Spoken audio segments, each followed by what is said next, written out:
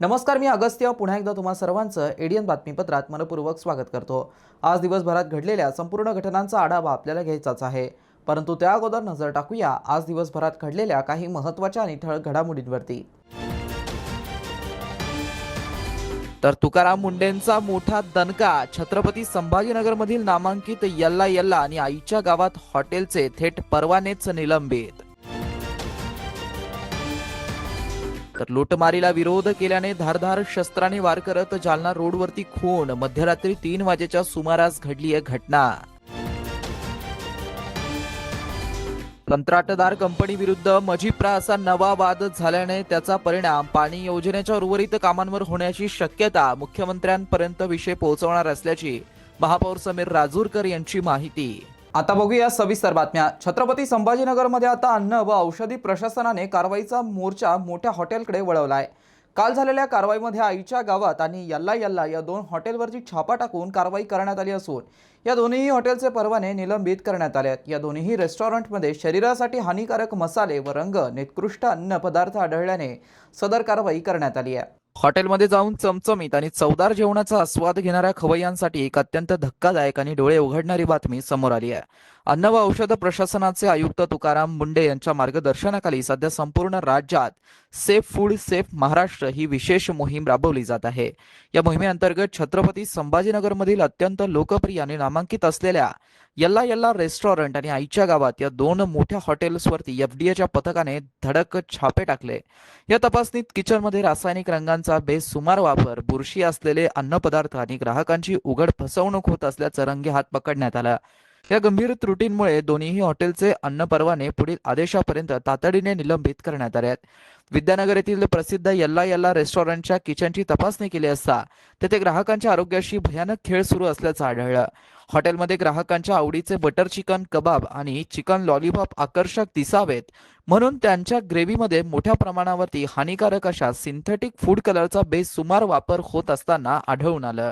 एफडीएच्या पथकाने कारवाई करत जागेवरच तब्बल 20 ते 25 रासायनिक रंगांचे डबे जप्त करून ते नष्ट केले।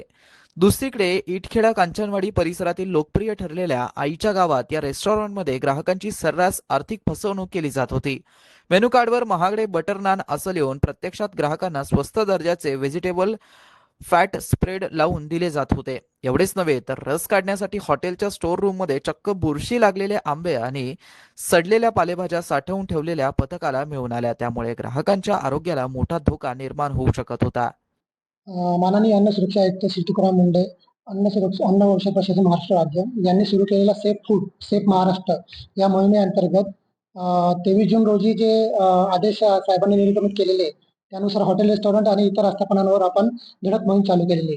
त्या अंतर्गत 30 जून रोजी दुपारी आईच्या गावात हे फेमस व्हेज रेस्टॉरंट जे कंचनवाडी छत्रपती संभाजीनगर इथे आहे, तिथे आपण एकदम अचानक धाड टाकून तपासणी करण्यात आली। सदर रेस्टॉरंटचा परवाना आपण तात्काळ निलंबित करण्यात आलेला आहे। सदर तपासणीच्या वेळी किचनमध्ये आपल्याला काही बुरशी लागलेल्या पालेभाज्या सापडल्या होत्या।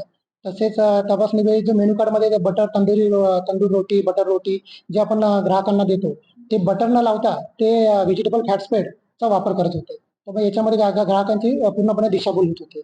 सदर त्याच्यामध्ये जे स्टोरेज करण्यासाठी जे मटेरियल वापरलं होतं त्यांनी ते फूड क्वालिटीचे नव्हते पूर्णपणे। वरती स्टोरेज वगैरे आम्ही जे बघितलं त्यानुसार ते अत्यंत घाणेरड्या अवस्थेत, म्हणजे आम्ही त्याचे फोटो पण शेअर केलेला आहे तुम्हाला, त्या बाबतीत व्हिडिओ पण शेअर केलेला आहे, तर त्या कंडिशनमध्ये होते। आणि सदर जे मसाला पॅकेट किंवा मिठाच्या पुढे जे रॉ मटेरियल तिथे ठेवतात तिथं आम्हाला थोडं त्याच्यामध्ये कलर पण आढळला, कलरचे काही अंश पण आढळले, त्याचा पण आम्ही टेस्ट करायला लॅबमध्ये पाठवलेला आहे।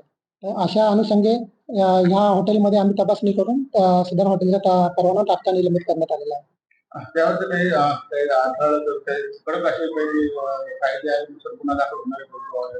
सध्या आपण त्यांचा परवाना पुढील आदेशापर्यंत रद्द आहे, पुढील आदेशापर्यंत सस्पेंड करण्यात आलेला आहे।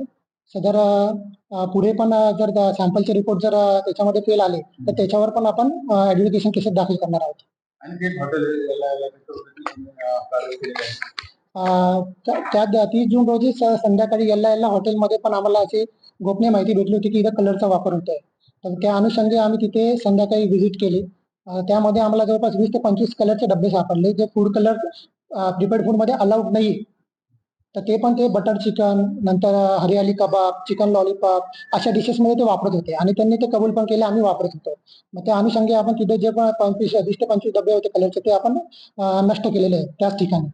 आणि सदर बाकीच्या पण गोष्टी त्यांच्यामध्ये आढळल्या होत्या त्यानुसार त्यांचा पण परवाना आपण तात्काळ निलंबित करण्यात आलेला आहे. तर त्यांच्या शहरामध्ये जवळपास 3 ते 4 शाखा आहेत. मग त्या बाकीच्या शाखा पण बंद होणार असतात त्याच्यावर. हो, त्यांच्यावर पण कारवाई होणार आहे. तर हे जे कलरयुक्त पदार्थ होते किंवा जे कलर टाकला जातो फॅट संदर्भात ते शरीरासाठी सर्वसामान्यात किती घातक होते? शरीरासाठी म्हणजे याचे घातक परिणाम म्हणजे आता कलर वापरला तर कलर तर हानिकारक आहे, सिंथेटिक फूड कलर आहे आणि तो यूज करायला परवानगी नाहीच आहे जे आपण भाज्या वगैरे तयार करतो त्यामध्ये. त्यामुळे मग आपण ते त्याचा परवाना निलंबित करण्यात आलेला आहे. तसं शहरामध्ये आता नवीनच म्हणजे काही आयुक्त मुंडे साहेबांचे काही आदेश काढलेले आहेत. ज्यांच्या हॉटेलला परवानगी नाही, विना परवानगी अनेक हॉटेल्स आहेत, रस्त्यावर धाबे देखील आहेत, या ठिकाणी देखील कारवाई करण्यात येणार आहे. येस, यावर पण आता पुढील कारवाई करण्यात येणार आहे. जे विना परवाना हॉटेल आहे त्यांना 10 लाख रुपये पर्यंतचा दंड पण ठोठावण्यात येणार आहे. ही कारवाई कधीपासून सुरू होईल? ही कारवाई आता चालूच आहे आपली. जसं आपण गोपनीय माहिती काढून आपल्याला माहिती भेटते त्यानुसार आपण कारवाई पण घेत आहोत आणि पुढे पण अशीच कारवाई चालू राहील. जनतेला काय आव्हान करणार असं फूड्स करून आव्हान? जनतेला आव्हान असं आहे की तुम्ही पण हॉटेलमध्ये गेल्यानंतर त्यांना विचारा की तुम्ही फूडमध्ये कलर वापरता की नाही वापरत, हे पहिले तुम्ही विचारत जा त्यांना. किंवा बटर तुम्ही म्हणता बटर रोटी, बटर नान रोटी, तुम्ही खरंच बटर लावताय का त्याला, का फॅट स्वीट लावताय, ते पण तुम्ही कस्टमर ऍज अ कस्टमर म्हणून हॉटेल जे आहेत तिथले शेफ आहे किंवा त्याचे ओनर त्यांना विचारलं पाहिजे तिथं. शहराच्या नव्या योजनेतून होणारा पाणी पुरवठा 8 ते 10 दिवसांपासून बंद आहे. त्यात उपअभियंत्यांना निलंबित करण्यात आलं असल्याने त्याविरोधात महाराष्ट्र जीवन प्राधिकरणातील सर्व अधिकारी एकवटले असून कंत्राटदार कंपनी विरुद्ध जीवन प्राधिकरण असा नवा वाद निर्माण झाल्याने त्याचा परिणाम पाणी योजनेच्या उर्वरित कामांवर होण्याची शक्यता आहे. त्यामुळे नेमकं कोण चुकतंय याची माहिती घेऊन ती मुख्यमंत्र्यांपर्यंत पोहोचवणार असल्याचं महापौर समीर राजूरकर यांनी सांगितलं आहे. शहराच्या नव्या 2,740 कोटी रुपयांच्या पाणी योजनेचं काम अंतिम टप्प्यात आलंय. न्यायालयाने 12 जून पासून शहराला 12 MLD पाणी देण्याचा आदेश योजनेचं काम करणाऱ्या महाराष्ट्र जीवन प्राधिकरणाला दिलं होतं. त्यानुसार आठवडाभर उशिराने शहरात पाणी आणण्यात प्राधिकरणाला यश आलं. 30 ते 40 MLD पाण्याचा काही दिवसांपासून वापरही सुरू करण्यात आला. पण पहिल्याच पावसात नक्षत्रवाडी येथील जलशुद्धीकरण केंद्राच्या स्लॅबला गळती लागल्याने विद्युत पॅनलमध्ये बिघाड निर्माण झाला. दरम्यान दुरुस्तीची कामेही करण्यात आली. बुधवारी सायंकाळी पाणी पुरवठा सुरू करण्याच्या हालचाली सुरू असतानाच दुपारनंतर जोरदार पाऊस झाला व पंप सुरू करण्याच्या मनसुब्यावरती पुन्हा पाणी पडलं. एकीकडे पाणी पुरवठा पूर्ववत करण्यासाठी प्रयत्न सुरू असताना जीवन प्राधिकरणाचे सदस्य सचिव रंगा नायक यांनी छत्रपती संभाजीनगर कार्यालयीन उप अभियंता पूजा जाधव यांना निलंबित करण्याचे आदेश दिले. त्याचे पडसाद उमटले. पाणी पुरवठा योजनेची कंत्राटदार GVPR कंपनीकडून नियोजित कामे वेळेत होत नसताना अधिकाऱ्यांवरती निलंबनाची कारवाई करणं चुकीचं आहे असा पवित्रा घेत सर्व अधिकाऱ्यांनी रंगानायक यांना निवेदन देत या योजनेत काम करण्याची आमची मानसिकता नाही, त्यामुळे कामकाजातून मुक्त करण्यात यावं अशी मागणी निवेदनाद्वारे करण्यात आली. त्यामुळे कंत्राटदार व जीवन प्राधिकरणातील अधिकाऱ्यांमध्ये असलेली धुसफूस समोर आली आहे. त्याचा परिणाम शहराच्या पाणी पुरवठा योजनेवरती होणार आहे. याची दखल घेत संपूर्ण प्रकार थेट मुख्यमंत्र्यांच्या कानावर टाकण्याचा निर्णय महापौर समीर राजूरकर यांनी घेतला आहे. वैजापूर येथे नवीन उपप्रादेशिक परिवहन कार्यालय स्थापन झालं असून या कार्यालयाचं नियमित कामकाज गट क्रमांक 76 तळमजला BSNL बिल्डिंग तालुका वैजापूर येथे सुरू झालं आहे असं उपप्रादेशिक परिवहन अधिकारी संदीप निमसे यांनी कळवलं आहे. वैजापूर येथे नवीन उपप्रादेशिक परिवहन कार्यालय स्थापन झालं असून या कार्यालयाचं नियमित कामकाज गट क्रमांक 76 तळमजला BSNL बिल्डिंग तालुका वैजापूर येथे सुरू झालं आहे असं उपप्रादेशिक परिवहन अधिकारी संदीप निमसे यांनी कळवलंय. नागरिकांनी आपल्या आवश्यक शासकीय सेवा, वाहन नोंदणी, वाहन हस्तांतरण, कर भरणा, परवाने, लायसन नूतनीकरण इत्यादी आवश्यक सेवा संबंधी कामकाजासाठी कार्यालयीन वेळेत कार्यालयाशी संपर्क साधावा असं आवाहन करण्यात आलंय. कार्यालय उपप्रादेशिक परिवहन कार्यालय वैजापूर गट क्रमांक 76 तळमजला BSNL बिल्डिंग तालुका वैजापूर येथे आहे.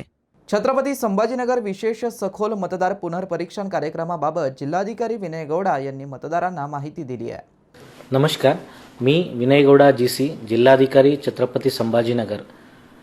माननीय भारत निवडणूक आयोगाने विशेष सखोल पुनरीक्षण कार्यक्रम 2026 लागू केलेला आहे.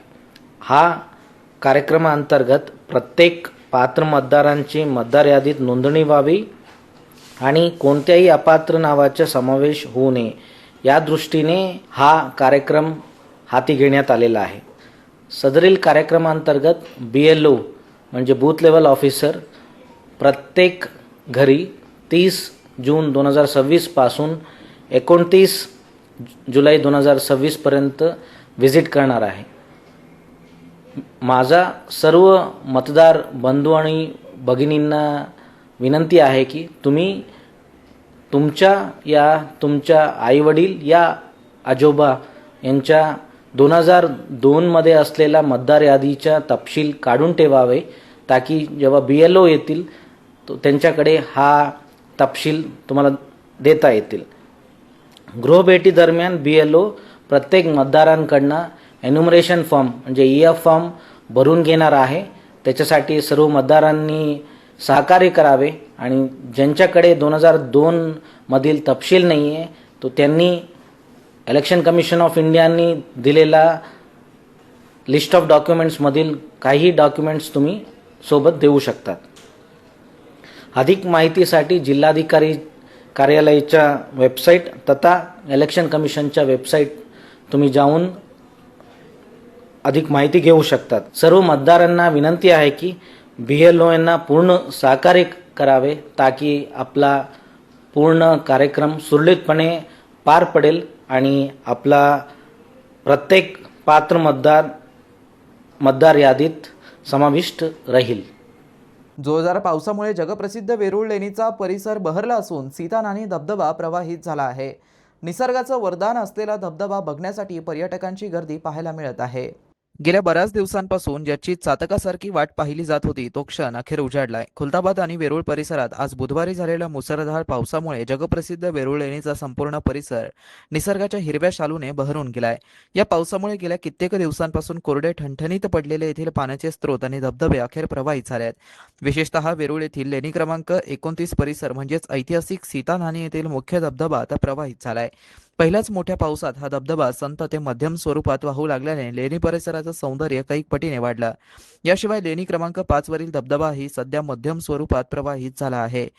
निसर्गाचं हे देखणं रूप अनुभवण्यासाठी आणि नव्या प्रवाहित झालेल्या सीतानानी धबधब्याचा आनंद घेण्यासाठी पर्यटकांनी आज सकाळपासूनच वेरूळ लेणी परिसरामध्ये मोठी गर्दी करण्यास सुरुवात केली आहे.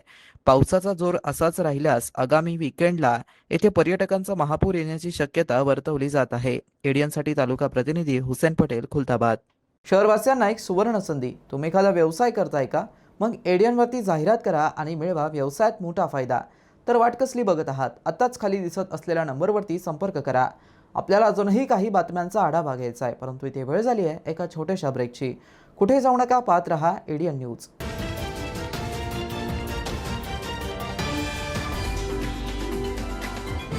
एक फेक सरकारी डॉक्यूमेंट बनाना बहुत मुश्किल है. बिल्कुल नहीं. सबसे पहले ऑफिसर का नाम, डिपार्टमेंट का नाम, उसका नकली बट असली दिखने वाला सिग्नेचर और एक डरावना सा इल्जाम. Child pornography, income tax, GST की चोरी. और फिर उसके बाद लिखो नोटिस और सेंड. सब फंसेंगे और हमें मिलेंगे पैसे. गलत. ये साइबर अपराधी हमें डराना चाहते हैं. क्या आप जानते हैं कि सरकारी ईमेल आईडीज हमेशा gov.in से एंड होते हैं. ऐसे नोटिस मिले तो सरकारी वेबसाइट से नंबर लेकर कॉल कर सकते हैं टू चेक कि नोटिस असली है कि नहीं. लगता है अब सब लोग साइबर दोस्त को फॉलो कर रहे हैं. स्कैमर्स के घिसे पिटे तरीकों को मत दो attention. India stop, think then take action.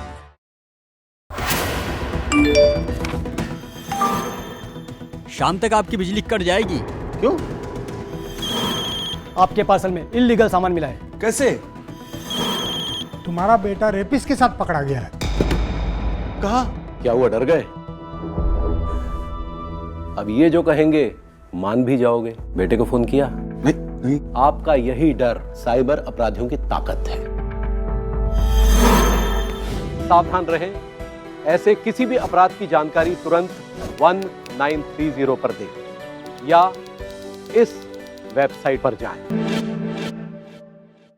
आपका लालच, डर और लापरवाही साइबर अपराधियों के 3 बड़े हथियार हैं। सावधान रहें, ऐसे किसी भी अपराध की जानकारी तुरंत 1930 पर दें या इस वेबसाइट पर जाएं। हाँ, और सबसे जरूरी, साइबर अपराधियों से एक कदम आगे रहने के लिए आज और अभी I4C गृह मंत्रालय के official social media handle cyber दोस्त को फॉलो करें, साइबर दोस्त का साथ दें और साइबर अपराध को मात दें। रुको, सोचो और एक्शन लो।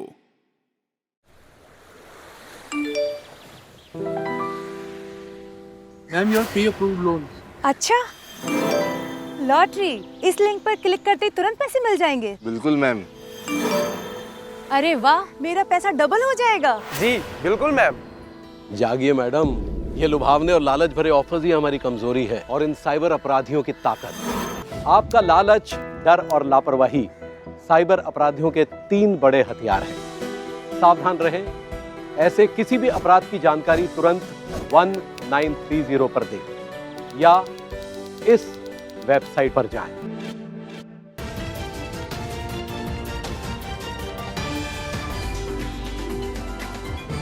ब्रेकनंतर पुन्हा एकदा स्वागत. आपण बघत आहात एडीएन बातमीपत्र.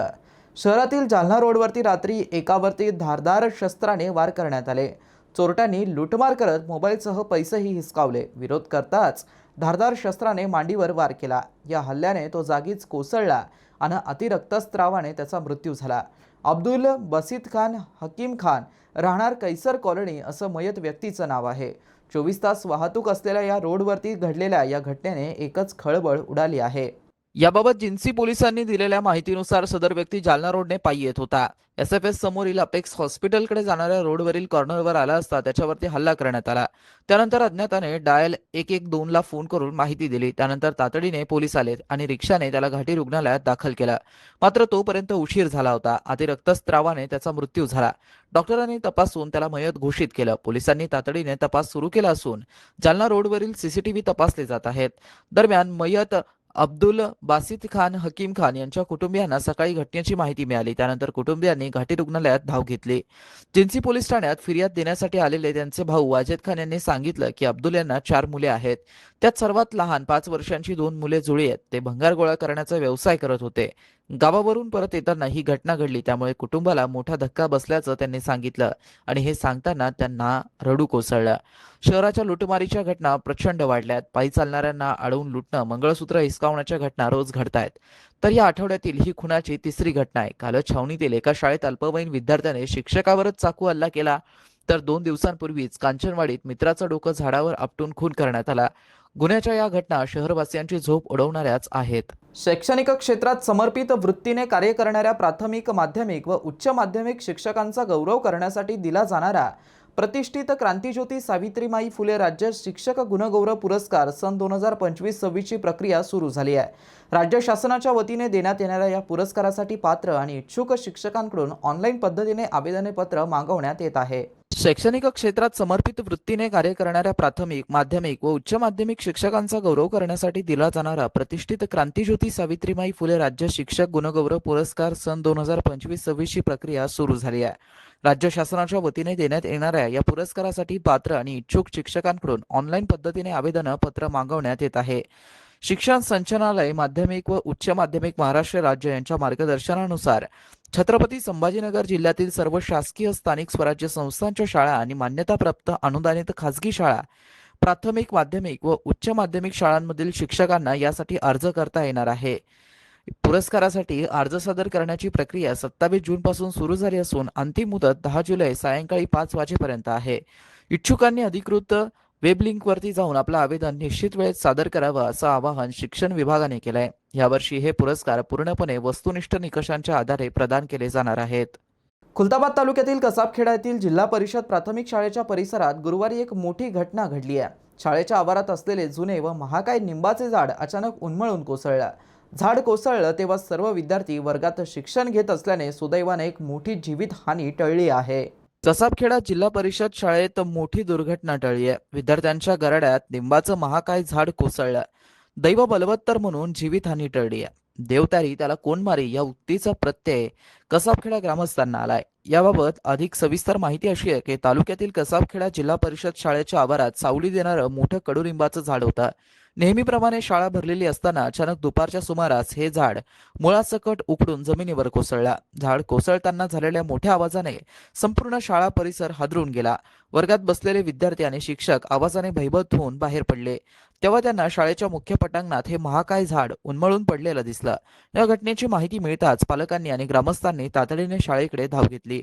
वेळेचं गणित जुळलं, अनर्थ टळला. या घटनेत सर्वात विशेष आणि दिलासादायक भाग म्हणजे वेळेचे गणित. ज्यावेळी ही घटना घडली त्यावेळी सर्व विद्यार्थी आपापल्या वर्गात बसून शिक्षण घेत होते.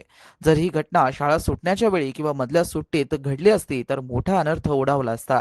कारण मधल्या सुट्टीत याच झाडाच्या सावलीत आणि परिसरात शेकडो विद्यार्थी खेळत असतात.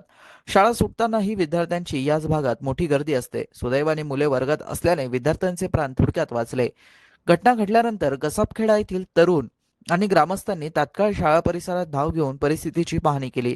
झाडाचं मूळ पूर्णपणे कुजल्याने किंवा कमकुवत झाल्याने हे झाड कोसळल्याचं प्रथमदर्शी दिसून आलंय. या घटनेनंतर शाळा प्रशासनाने आणि शिक्षण विभागाने शाळा आवारातील अशा इतर धोकादायक झाडांची किंवा फांद्यांची त्वरित पाहणी करून योग्य ती खबरदारी घ्यावी अशी मागणी पालकांकडून केली जात आहे. जीवितहानी टळल्यामुळे कसाबखेडा परिसरात सध्या सुटकेचा निश्वास सोडलाय. एडीएनसाठी तालुका प्रतिनिधी हुसेन पटेल, खुलताबाद. शहरात बुधवारी अवघ्या काही तासात जोरदार पाऊस पडला. यात खाम नदी काठावर पाण्याचा प्रवाह वाढल्याने पुष्पनगरी स्मशानभूमीची भिंत कोसळून पाणी आत शिरलं. यात स्मशानजोगीचा घरातील संसारोपयोगी वस्तूंचं नुकसान झालं. स्थानिक नगरसेविका कीर्ती शिंदे यांनी घटनास्थळी पाहणी करून मनपा प्रशासनाला उपाययोजना करण्याची मागणी केली आहे. छत्रपती संभाजीनगर शहरात बुधवारी दुपारी काही तासातच मुसळधार पाऊस झाला. यात शहरातील सखोल भागात पाणी साचलं तर अनेक ठिकाणी घटना घडल्या. खाम नदी काठावर असलेल्या सिद्धार्थ उद्यानानजीक पुष्पनगरी येथील स्मशानभूमीची भिंत कोसळल्याची घटना घडली होती. त्यामुळे नदीपात्रातील सर्व पाणी स्मशानभूमीत शिरून संपूर्ण परिसर जलमय झाला होता. या पाण्यामुळे स्मशानजोगी गोविंद गायकवाड यांच्या घरात पाणी शिरल्यामुळे घरातील संसार उपयोगी वस्तू इतर सामान पाण्यात गेला. यात गायकवाड यांचं मोठं नुकसान झालं असल्याची माहिती देण्यात आली आहे. घटनेची माहिती मिळताच स्थानिक नगरसेविका कीर्ती शिंदे यांनी घटनास्थळी भेट देऊन पाहणी केली आणि मनपा आपत्ती व्यवस्थापन विभाग यांच्या अधिकाऱ्यांना बोलावून घेत त्वरित उपाययोजना राबवण्याची मागणी केली. स्मशानभूमीत चौरी बाजूने पाणी साचलं असल्याने अंत्यविधी करणाऱ्या टीन शेड भोवती तळे साचले होते. पुष्पनगरी स्मशानभूमी शहरातील वर्दळीची स्मशानभूमी असून या ठिकाणी अंत्यविधी क्रिया करण्यासाठी शहरातील मध्यवर्ती जुन्या भागातील लोक येत असतात. त्यामुळे या ठिकाणी त्वरित भिंत बांधून पावसाचं पाणी आत शिरणार नाही याबाबत उपाययोजना कराव्यात अशा सूचना नगरसेविका कीर्ती शिंदे यांनी दिल्या आहेत. मुळात मनपा प्रशासनाकडून पुष्पनगरी शेजारी खाम नदीवर एसटीपी प्लांट उभा करण्यात आलाय. बांधारा टाकून पावसाचं पाणी अडवलं जात आहे. बुधवारी जोरदार पावसामुळे पाणी नदीपात्रात मोठ्या प्रमाणात वाढलं. बंधाऱ्यामुळे पाण्याचा प्रवाह पुढे न जाता मागे रिव्हर्स असल्याने स्मशानभूमीची भिंत कोसळून पाणी आत शिरलं असल्याची माहिती समोर येत आहे.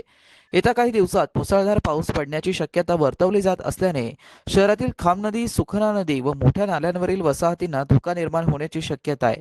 यात मनपा आपत्ती व्यवस्थापन विभागाकडून काय काय उपाययोजना राबवण्यात येईल हे बघावं लागणार आहे. शेवटी पुन्हा एकदा नजर टाकूया आज दिवसभरात घडलेल्या काही महत्त्वाच्या आणि ठळक घडामोडींवरती. तर तुकाराम मुंडेंचा मोठा दणका. छत्रपती संभाजीनगरमधील नामांकित यल्ला यल्ला आणि आईच्या गावात हॉटेलचे थेट परवानेच निलंबित. तर लूटमारीला विरोध केल्याने धारधार शस्त्राने वार करत जालना रोडवरती खून. मध्यरात्री 3 वाजेच्या सुमारास घडली आहे घटना. कंत्राटदार कंपनी विरुद्ध मजिप्रा असा नवा वाद झाल्याने त्याचा परिणाम पाणी योजनेच्या उर्वरित कामांवर होण्याची शक्यता मुख्यमंत्र्यांपर्यंत विषय पोहोचवणार असल्याची महापौर समीर राजूरकर यांची माहिती. आणि याबरोबरच हे बातमीपत्र इथेच संपलं. पुन्हा भेटूया पुढील बातमीपत्रात. तोपर्यंत पाहत रहा आपल्या हक्काचं बातमीपत्र एडीएन न्यूज.